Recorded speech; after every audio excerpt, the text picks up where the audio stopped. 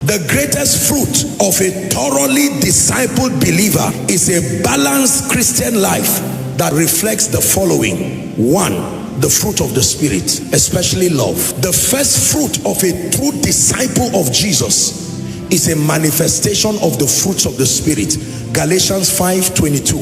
Whether you are a pastor, whether you are an apostle, whether you are a prophet, whether you've been 1 year in ministry or 50 years in ministry, with all due respect, whether you are a businessman, if we do not find with time a gradual progressive emergence of the fruit of the Spirit in you, most especially the love nature of Christ, you are not a true disciple of Jesus.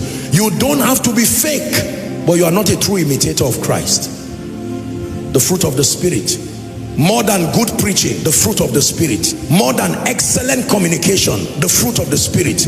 More than a large ministry, the fruit of the Spirit. Death to self is one of the cardinal elements, cardinal proof, fruits of a true disciple.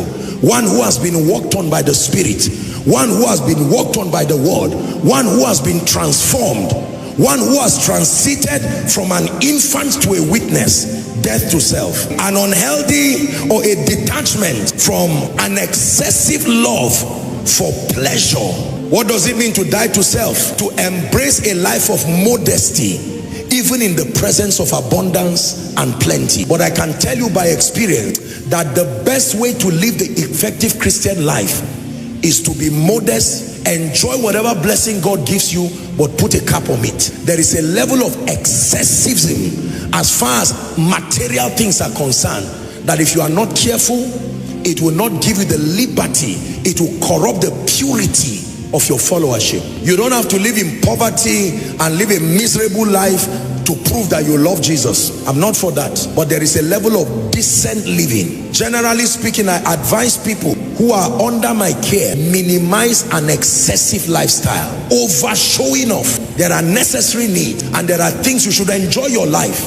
Don't feel guilty for being successful, but a life of modesty has been proven from Bible and through modern history as the best template for being a true disciple. You can be a billionaire and enjoy your billions and still within your realm live a modest life. Many people don't like this part of the teaching in church. Believers must be taught death to self. Once a man dies to self, you can't bribe such a man again. Once the man dies to self, there are certain appetites that die and go forever.